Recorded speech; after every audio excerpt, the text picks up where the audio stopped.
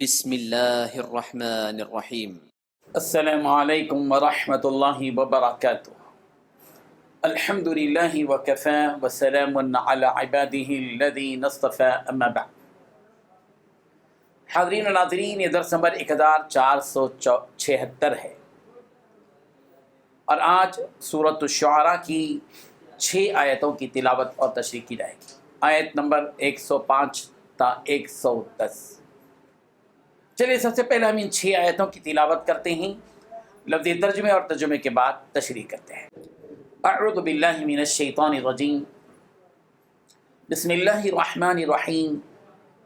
کذبت قوم نوح المرسلین اذ قال لهم اخوهم نوح الا تتقون انی لکم رسول امین فاتقوا اللہ واطیعون وما اسألکم علیہ من اجر ان اجری الا علی رب العالمین فاتقوا اللہ واطیعون صدق اللہ العظیم۔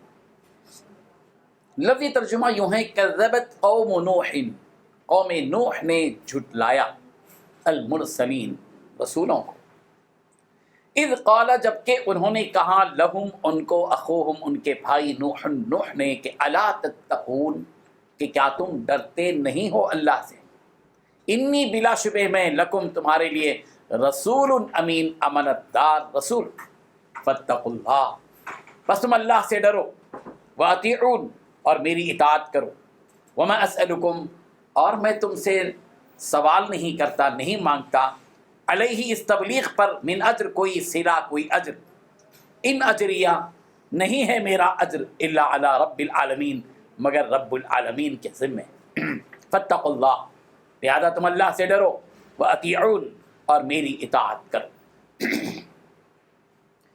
ترجمہ یوں ہے، قوم نوح نے بھی پیغمبروں کو جھٹلایا جب ان سے ان کے بھائی نوح نے کہا کہ تم ڈرتے نہیں ہو، میں تو تمہارا امانت دار پیغمبر ہوں، تو تم اللہ سے ڈرو اور میرا کہنا مانو، اور اس کام کا تم سے کچھ صلہ تو میں نہیں مانگتا، میرا صلہ تو بس رب العالمین ہی پر ہے، تو اللہ سے ڈرو اور میرے کہنے پر چلو۔ ان 6 آیتوں میں 7 باتیں بتلائی گئی ہیں۔ پہلی بات، حضرت نوح علیہ السلام کی قوم نے بھی پیغمبروں کو جھٹلایا۔ دوسری بات، جب ان سے ان کے بھائی حضرت نوح نے کہا کہ تم ڈرتے نہیں ہو، کہ کیا تم نہیں ڈرتے، تم کیوں نہیں ڈرتے۔ تیسری بات، میں تو تمہارا امانت دار پیغمبر ہوں۔ چوتھی بات، اللہ سے ڈرو اور میرا کہنا مانو۔ پانچویں بات، اس کام کا تو تم سے کچھ صلہ میں نہیں مانگتا۔ چھٹی بات، میرا صلہ تو اللہ رب العالمین ہی پر ہے۔ ساتویں بات، اللہ سے ڈرو اور میرے کہنے پر چلو۔ بزرگان محترم، جب بھی اس دنیا کے اندر پیغمبر آئے، لوگوں نے پیغمبروں کو جھٹلایا۔ جب ان پیغمبروں نے لوگوں کے سامنے حق بات کی، توحید کا پیغام دیا، آخرت سمجھائی، قوموں نے جھٹلایا۔ قرآن مجید میں مختلف پیغمبروں اور ان کی قوموں کے تذکرے ہیں کہ جب بھی ان کے پاس پیغمبر آئے اور پیغمبروں کے سامنے حق بات کہی تو قوم نے ان کو جھٹلایا۔ کذبت قوم عاد المرسلین، سمود کے بارے میں ہیں، قوم عاد کے بارے میں ہیں، اصحاب مدین کے بارے میں ہیں، ساری قوموں نے اپنے اپنے پیغمبروں کو جھٹلایا۔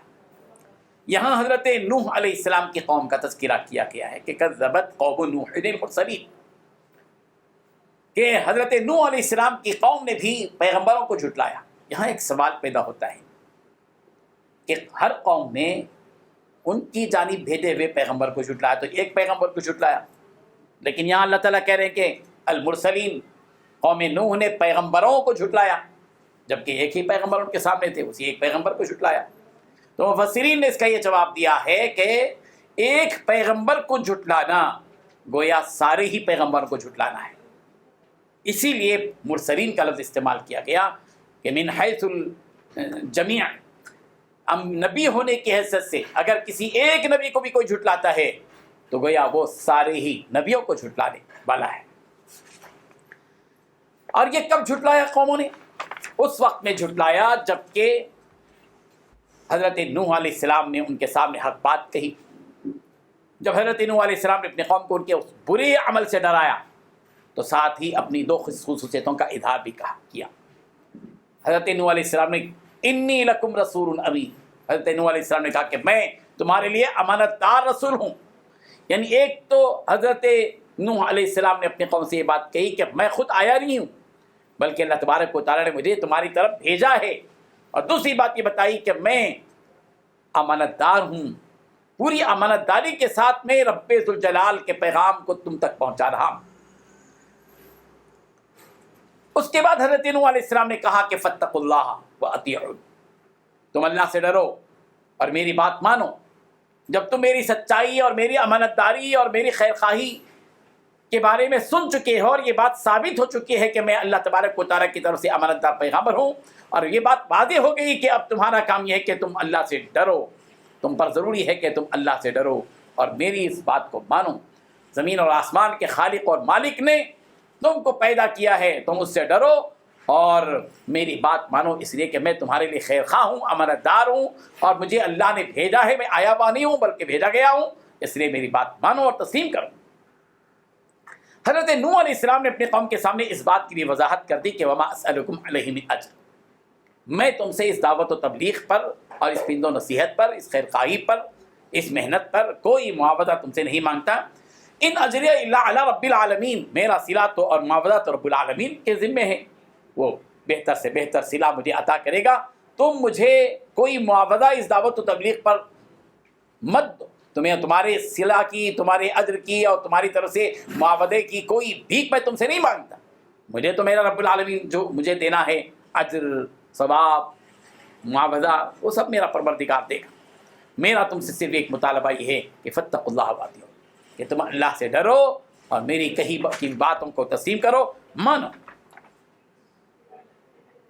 اللہ تبارک و تعالی ہم سب کو ان آیات سے سبق حاصل کرنے کی توفیق عطا فرمائے. آمین. وآخر دعوانا ان الحمد للہ.